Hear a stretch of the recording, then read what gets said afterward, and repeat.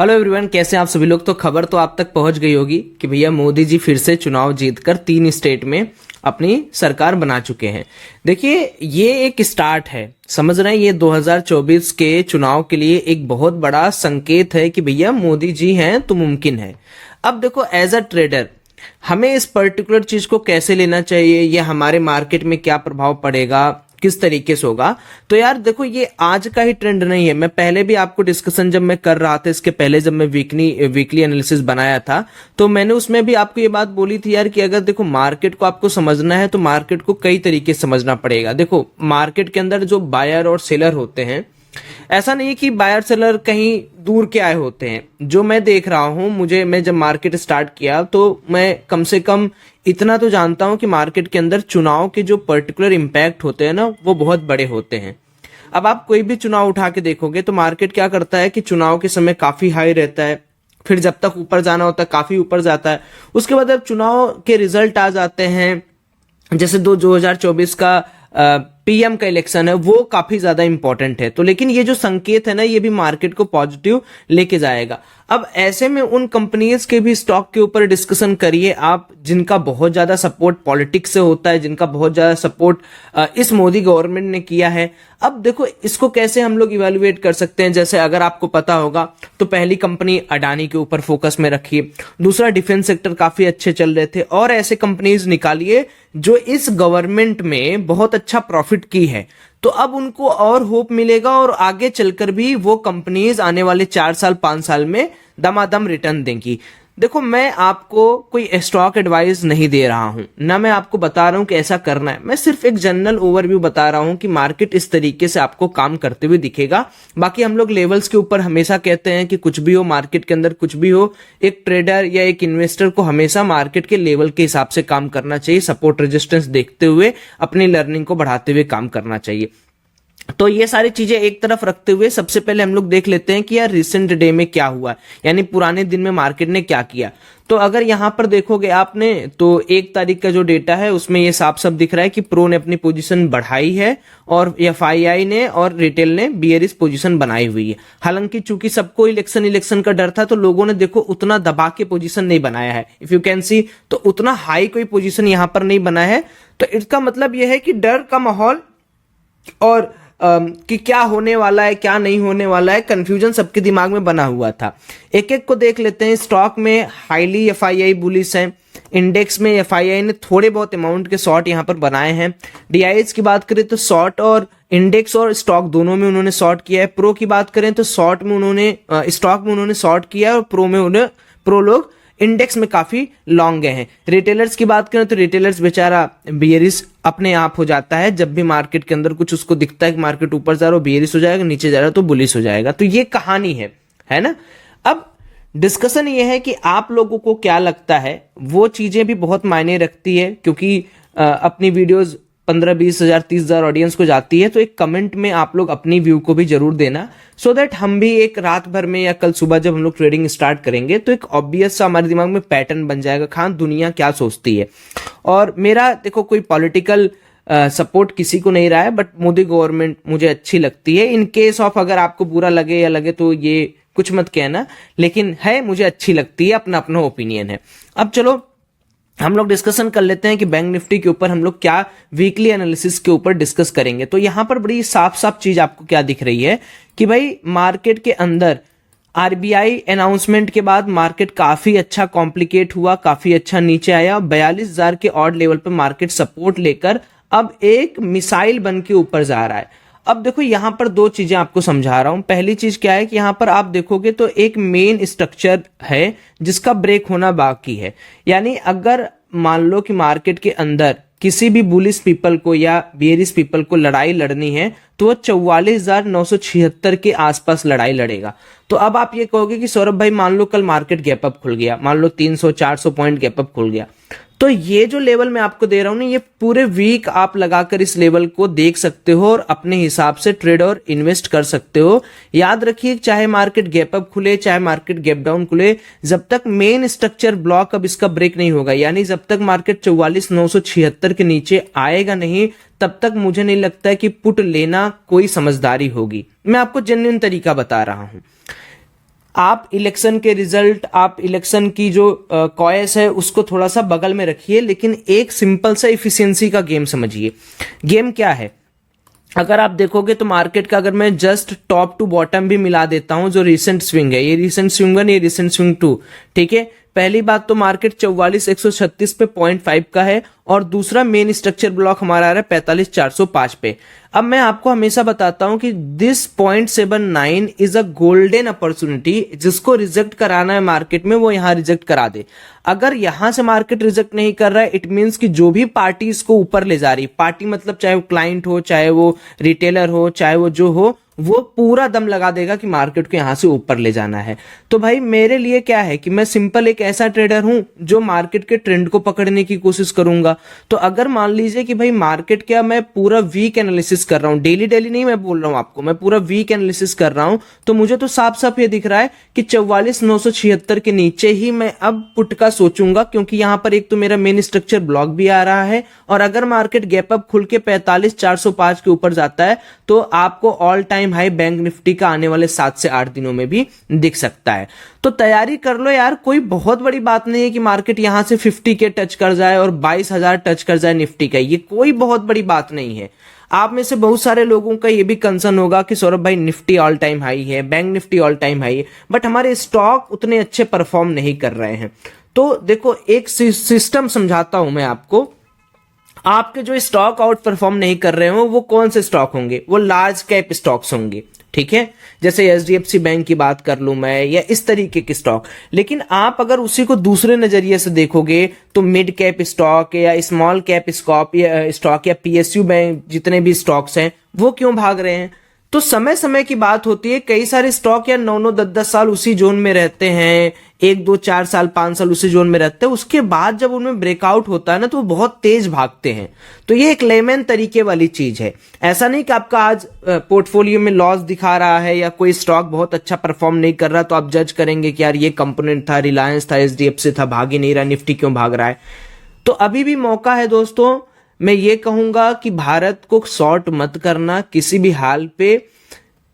Shorter time frame में 5 minute 10 minute के अंदर स्कैल्प करने के पॉइंट ऑफ व्यू से या पुट लेना चाहते हो ले लो, लेकिन एज अ ट्रेडर आपको भी ये समझना चाहिए, एज अ इन्वेस्टर ये समझना चाहिए कि this is the golden chance. आप थोड़ी बुद्धि लगाओ, थोड़ा सा एनालिसिस करो, थोड़ा रिसर्च करो, और ऐसे थीम को पकड़ो जो आने वाला 5 साल आपका डिसाइड करे, ठीक है। लाइक समझो बात को। अभी आप मान लो आज आप देख रहे हो कि बीजेपी ने वहां पर भी अपनी सरकार बनाई जहां पर उसकी सरकार नहीं थी।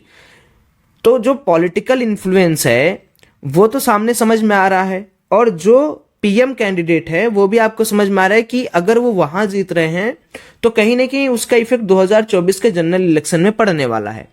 तो अब हमें उन कंपनीज के अंदर पैसा डालना चाहिए जिन कंपनीज का ग्रोथ रेट इस सरकार में अच्छा रहा है, जिन कंपनीज का ग्रोथ रेट या बुक रेट या प्रॉफिट रेट इस कंपनी में अच्छा रहा है, जिन कंपनीज इस पर्टिकुलर सरकार में अच्छा रहा है, उन कंपनीज को सिलेक्ट करो जिन कंपनीज को ऑर्डर इस सरकार में काफी मिला है। मैं कोई फाइनेंशियल एडवाइजर नहीं हूं कि मैं बहुत आपको अलग तरीके का नॉलेज दूंगा, बट मैं जो नॉलेज आपको भाई दे रहा हूं ना, वो समझो वो एक लेमैन तरीके से सोच के इन्वेस्टिंग करनी होती है। इन्वेस्टिंग आपके दिल से आनी चाहिए, किसी की कॉपी करके नहीं आप बन सकते कि XYZ ने टाइटन 3 रुपए उठाया था राकेश सर ने, तो हम भी ऐसा कोई पेनी स्टॉक उठाते हैं 3 रुपए का जो 3 लाख हो जाएगा। नहीं है होता है ऐसा, ठीक है। मैजिक सबके साथ हैपन नहीं होता।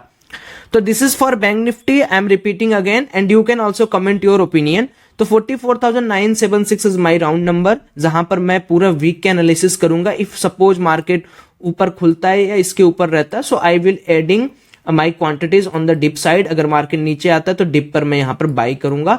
बेटर है स्टॉक के अंदर इन्वेस्ट करिए, फ्यूचर के अंदर इन्वेस्ट करिए, या तो दूर के कॉल लीजिए। And if market is pertaining और breaking 44,967 level, then my target will be 44,136। So let's see कि कल मार्केट में क्या होता है। Now coming to the Nifty part, की निफ्टी के अंदर हम क्या चीजें यहां पर देख सकते हो, निफ्टी के अंदर हम किस तरीके से एनालिसिस कर सकते हैं।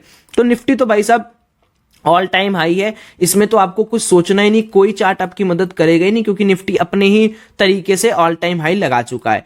अब सबसे इंपॉर्टेंट बात क्या है कि अगर आप निफ्टी को समझना चाहते हो ना, तो you need to track the Nifty OI data, क्योंकि कोई ऐसा है ही नहीं कि आपको कुछ इसमें पता चले।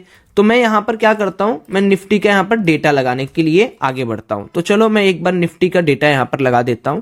सो I will go in the OI stats, और पहले मैं निफ्टी का यहां पर डेटा लगाता हूं। ठीक है, 1 तारीख वाला डेटा है। सो यहां पर मुझे साफ साफ दिख रहा है कि पुट राइटिंग बहुत हुई है, कॉल राइटिंग कंपेयरली कम हुई है, तो न्यूट्रल टू बुलिश स्ट्रक्चर मुझे भी लग रहा है। तो अगला रेजिस्टेंस एक बार खोज लेते हैं कि बड़ा रेजिस्टेंस कहां है। तो बड़ा रेजिस्टेंस है 20,300 पे। तो सीख है, अभी हमारे पास कोई चार्ट पैटर्न है नहीं, तो हम लोग क्या करेंगे, 20,320 का लेवल मार्क करेंगे, 20,320 का level. So this is our level, और हम क्या करने वाले हैं, सिंपल सा यहां पर एक रेक्टेंगुलर बॉक्स का रीजन बना देंगे। So this is our level.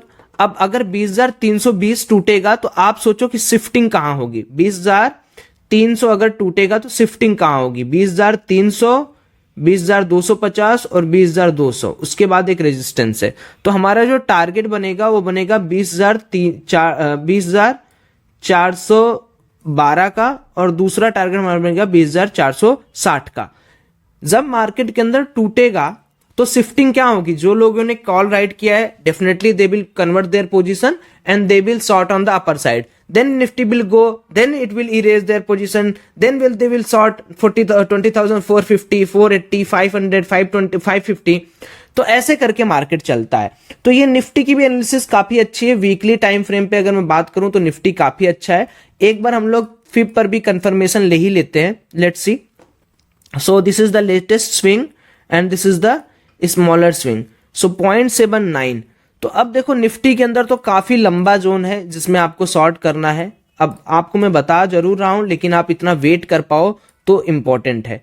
तो अब आप पूछोगे कि सौरभ भाई मुझे निफ्टी को शॉर्ट करना है, तो भैया देखो निफ्टी को शॉर्ट करने के लिए मैं आपको कहूंगा कि जब तक अब 300 पॉइंट नीचे नहीं आएगा निफ्टी ना, तब तक कुछ नहीं कर सकते।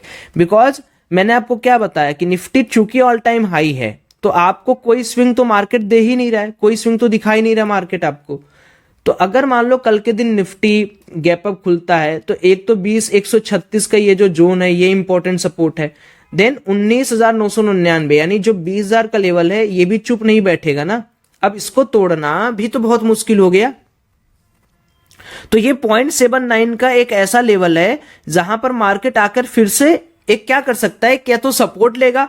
अगर यहां पर आपको मार्केट गिर के यहां आए तो ये भी एक बहुत अच्छी बाइंग जोन है। लेकिन अगर वॉल्यूम कम है या बहुत ऊपर से चीरते हुए मार्केट आ रहा है, कुछ ड्रेस्टिक हैपन हो रहा है, तो फिर भैया यहां पर शॉर्ट करके 19,800, 19,600 के ऊपर आप टारगेट बना सकते हो। बट ऐसा कुछ देखने में फील ही नहीं हो रहा है कि मार्केट ऐसा कुछ करने भी वाला है। 200 पॉइंट 300 पॉइंट निफ्टी को गिराना, सारी चीजें पॉजिटिव हैं। ग्लोबल भी मैं थोड़ा सा कवर कर देता हूं। तो ग्लोबल में देखिए क्या क्या अपडेट है इस पूरे हफ्ते का, वो भी आपको बता देता हूं।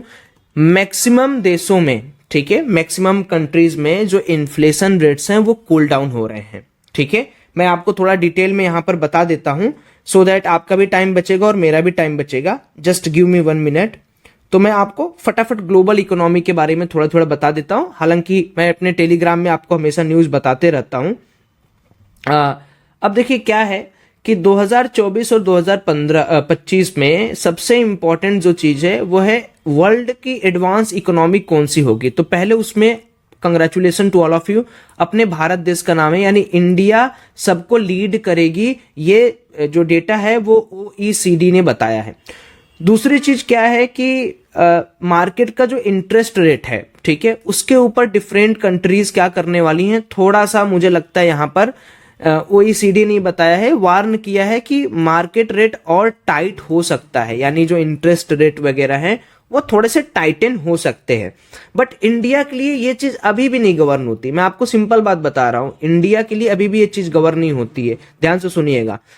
दूसरी चीज, बहुत सारी कंट्रीज ऐसे हैं यार कि जहां पर मार्केट के अंदर जो मोमेंटम था, जो खरीदारी का पावर था या जो परचेजिंग पावर था या जो कंज्यूमर का इंडेक्स था, वो थोड़ा सा टाइट हो रहा है। और रिपोर्ट के अनुसार माने तो ये जो टाइटनिंग है ये आने वाले 2024 के मिड तक रह सकती है। तो अकॉर्डिंग टू ऑर्गेनाइजेशन ये बोला गया। इन्फ्लेशन यूरोप, ब्राजील, ऑस्ट्रेलिया में कुछ तो कम हुआ है, लेकिन सेंट्रल बैंक अभी कंफर्ट जोन में नहीं है। और आपको बता देता हूं मैं कि डेवलपमेंट फॉरकास्ट जो है ग्लोबल ग्रॉस डोमेस्टिक प्रोडक्ट का वो 2.7% से बढ़ा है, जो कि हमारे लिए एक पॉजिटिव खबर है। यूरोप की बात करें तो यूरोप के अंदर इन्फ्लेशन कूल हुआ है, तो ये भी एक अच्छी चीज है, इसको भी नोट डाउन कीजिएगा। मॉनेटरी पॉलिसी यूरोप की अभी भी टाइटन रहेगी, क्योंकि उनको भी बैक टू 2% आना इन्फ्लेशन टारगेट पे। But it's a good news that if government is trying to do any effort or taking any step which is going to lead or which is going to reduce the tightness of this particular inflation, that's a good step। उसके ऊपर घबराना नहीं है आपको, ठीक है। Sweden की economy recession में आ गई है, ठीक है। जापान बिजनेस सर्विसेज बढ़े हैं, जो कि अच्छी न्यूज है। ऑस्ट्रेलिया की भी मंथली इन्फ्लेशन थोड़ी सी नीचे थोड़ी सी ऊपर हो रही है। ब्राजील की एनुअल इन्फ्लेशन स्लो हुई है। जिम्बाब्वे की एनुअल इन्फ्लेशन थोड़ी सी बढ़ी है। क्लाइमेट क्राइसिस हो रहा है, ठीक है। ये एक थोड़ा सा अभी मीटिंग भी हुआ, जिसके अंदर आपने एक बहुत प्यारा सा मीम देखा होगा, वो मीम भी आप मुझे बता देना था। यूएस कंज्यूमर का जो स्पेंडिंग, इन्फ्लेशन और लेबर मार्केट है वो कूल्ड हुआ है, दैट्स ग्रेट। यूके, यूएस, ये सब मार्केट काफी इंपॉर्टेंट होते हैं, ठीक है। तो ओवरऑल अगर मैं पूरा आपको चार्टिंग करके समझाऊं तो समस्याएं बढ़ी नहीं है, समस्याएं जहां पे थी वैसे ही थी। हाँ, थोड़ा सा ग्रोथ रेट जो है वो थोड़ा सा स्लो डाउन हुआ है। बाकी इंडिया की बात करें तो इंडिया तो आज भी लीड कर रही है, कल भी लीड करेगी, इंडिया आगे बढ़ेगी बढ़ेगी। बाकी आपकी क्या राय है और कैसा लगता है आपको ये वीकली एनालिसिस, जहां पर मैं पूरे वीक की बात करता हूं, जहां पर मैं आपको एक लेवल देता हूं जिसको देखकर आप बाइंग का डिसीजन, और एक लेवल देता हूं जहां पर आप डेली का डिसीजन बना सकते हो। गाइज, आपको पता होगा कि हमने डेली की जो मार्केट एनालिसिस है उसको डिसकंटिन्यू किया है। अगर आप लोगों को उससे अच्छा लगता था, अगर आप लोग उससे कुछ सीखते थे, तो you can tell me in comment section, हम उसको फिर से डेली की मार्केट एनालिसिस में वापस लेते आएंगे। तो अभी पिछले हफ्ते एक हमने एनालिसिस डाली थी और ये दूसरा हफ्ता है, तो अगर आप लोग मिस करते हो in case, then only comment, otherwise we will continue with only weekly analysis. Thank you, have a great day, जय श्री।